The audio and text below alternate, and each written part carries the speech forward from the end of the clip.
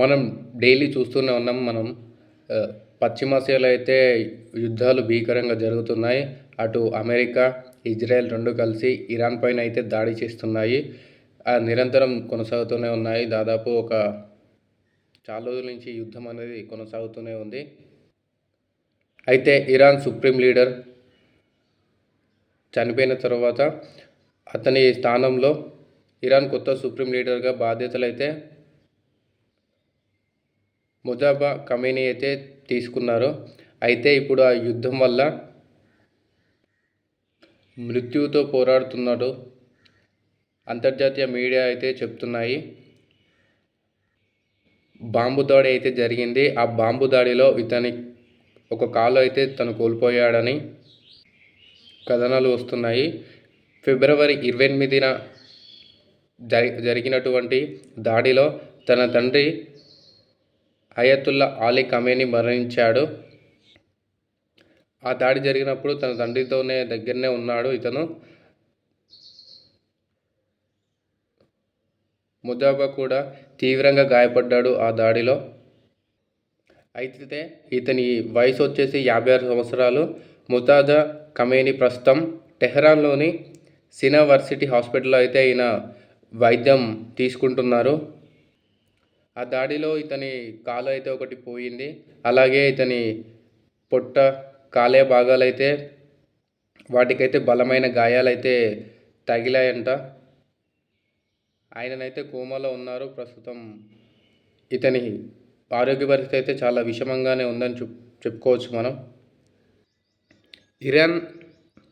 ఇరాన్పై అయితే America, Israel 2 కలిసి అయితే యుద్ధాన్ని ప్రారంభించాయి. ఇవి 2 కలిసి లెబనాన్ను అతలాకుతలం అయితే చేసి పడేసింది. శుక్రవారం రోజున ఇజ్రాయెల్ జరిపిన భీకర దాడుల్లో లెబనాన్ రాజధాని బెయిరూట్తో పాటు దక్షిణ తూర్పు ప్రాంతాలలో 25 మందికి పైగా అయితే చనిపోవడం జరిగింది. సైడన్ అతి దగ్గర ఉన్న ఆర్మీ పట్టణంలో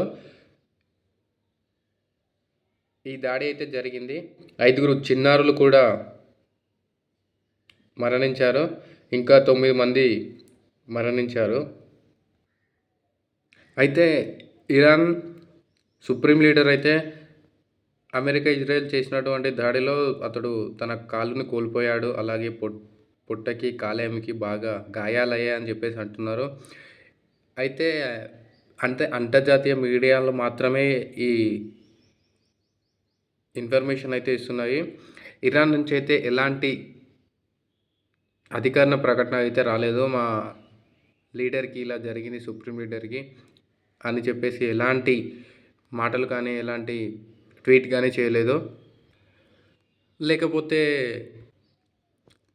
ముజాబాని ఒక సేఫ్ అయిన ప్లేస్కి తీసుకెళ్లారా, లేకపోతే తన తండ్రిలాగానే అతను కూడా మరణిస్తాడని చెప్పేసి తనను ఒక సేఫ్ ప్లేస్లో ఉంచాలని చెప్పేసి వాళ్ళు అనుకుంటున్నారేమో. అందుకని చెప్పేసి వాళ్ళు ఒక సేఫ్ ప్లేస్లో పెట్టడం జరిగిందేమో. అయితే ఇక ఒకవైపు ఈ దాడులు అయితే జరుగుతూనే ఉన్నాయి. ఇరాన్ అయితే దుబాయ్ సెంట్రల్లో భారీ పేలుడైతే చేస్తూనే ఉంది. ఇజ్రాయెల్ అయితే బాంబు దాడులతో విరుచుకుపడుతుంది. టెహ్రాన్ని టార్గెట్గా చేసుకొని అక్కడ బాంబుల వర్షం అయితే కురిపిస్తుంది. అక్కడ వేలాది మంది ప్రజలైతే నిరసనలు అయితే ప్రదర్శిస్తున్నారు. ఈ దాడిలో అయితే చాలామంది అయితే మరణించడం జరిగింది. అయితే ఇరాన్ నూతనంగా లీడర్ అయిన సుప్రీం లీడర్ మన ముర్తాజ్ ఖమేనీ అయితే ప్రస్తుతం ఆయన బాగానే ఉంటారు అని ట్రంప్ అయితే ఒక కీలకమైన వ్యాఖ్యలు అయితే చేయడం జరిగింది. మన డొనాల్డ్ ట్రంప్ అతను ప్రాణాలతోనే ఉండవచ్చు, కొన్ని గాయాలు అయి ఉండొచ్చు, కానీ ఏదో ఒక విధంగానైతే అతను బ్రతికే ఉంటాడు, సజీవంగానే ఉంటాడు అని చెప్పేసి నేను నమ్ముతున్నానని చెప్తున్నారు. అయితే ఈ యుద్ధాల వల్ల ప్రపంచంలో పెరుగుతున్నటువంటి చమురు ధరలు అదుపు చేసేందుకైతే ట్రంప్ ఒక కీలక నిర్ణయం తీసుకున్నారని చెప్తున్నారు. ఆంక్షలు ఉన్నప్పటికీ కూడా రష్యా నుంచి చమురు కొనుగోలు చేయడానికి 30 రోజుల పాటు పాక్షిక మినహాయింపు ఇస్తున్నట్లయితే ప్రకటించారు. హార్ముజ్ జలసంధి గుండా ప్రయాణించే నౌకలైతే ఆ జలసంధి గుండా రాకపోకలైతే జరుపుకోవచ్చు హార్ముజ్ గుండా అని చెప్పేసి చెప్తున్నారు. మేము ఇరాన్ యొక్క నౌకలన్నిటిని మేమైతే ముంచేసాం అని డొనాల్డ్ ట్రంప్ అయితే చెప్పడం జరిగింది. అమెరికా చేసినటువంటి యుద్ధం వల్ల ఇరాన్కు చెందిన 84 డెడ్ బాడీలు అయితే శ్రీలంక నుంచి ఇరాన్కు 74 బాడీలు అమెరికా దాడి వల్ల చనిపోయిన నావికుల మృతదేహాలు ఇవన్నీ కూడా. ఇరాన్ అయితే ఒమాన్పై డ్రోన్ దాడి అయితే దిగింది. 2 భారతీయులు అయితే మరణించారు. 11 మంది అయితే గాయాల పాలయ్యారు. ఇరాన్ యుద్ధంలో అమెరికా వైమానిక దళానికి మరో ఒక పెద్ద గట్టి దెబ్బనైతే తగిలింది. పశ్చిమ ఇరాన్లో అమెరికాకు చెందిన KC-135 రిఫ్యూలింగ్ విమానం అయితే కుప్పకూలిపోయింది. ఈ ప్రమాదంలో విమానంలో ఉన్న మొత్తం 6 మంది సిబ్బంది అయితే మరణించారు. అమెరికా సెంట్రల్ కమాండ్ కూడా దీనిని ధృవీకరించింది. ప్రమాదం వెనుక శత్రు దాడులు కానీ పొరపాటులు జరిగిన కాల్పులు లేవని స్పష్టమైతే చేసింది.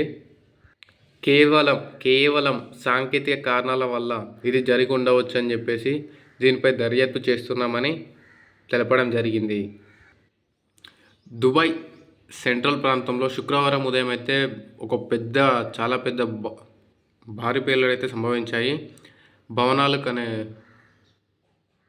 కంపించాయి. ఈ పేలుడు చేసినప్పటి నుంచి మంటలైతే ఎగిసిపడ్డాయి. ఆకాశంలో మొత్తం పొగతో మేఘాలు అయితే కమ్ముకుపోయాయి. మనందరికీ తెలుసు, దుబాయ్ ఆర్థిక కేంద్రం లక్ష్యంగా వచ్చిన క్షిపణి లేదా డ్రోన్ను గాలిలోనే పేల్చేసినట్లు అధికారులు అయితే చెప్తున్నారు. ఈ దాడిలో క్షిపణి శకలాలు పడడంతో ఒక భవనం మొత్తం పూర్తిగా దెబ్బతింది. అమెరికా, ఇజ్రాయెల్ చేస్తున్నటువంటి దాడులకు ప్రతీకారం తీసుకోవాలని చెప్పేసి ఇరాన్ వాళ్ళ పొరుగు దేశాలపై అయితే చమురు మౌలిక సదుపాయాలపై డ్రోన్ల వర్షం అయితే కురిపిస్తుంది.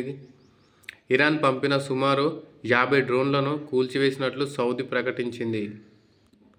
దుబాయ్ ఇంటర్నేషనల్ ఫైనాన్షియల్ సెంటర్ వద్ద కూల్చివేసిన క్షిపణి శకలాలు పడి భవనాలు దెబ్బతింటున్నాయని చెప్పేసి వాళ్ళు అంటున్నారు.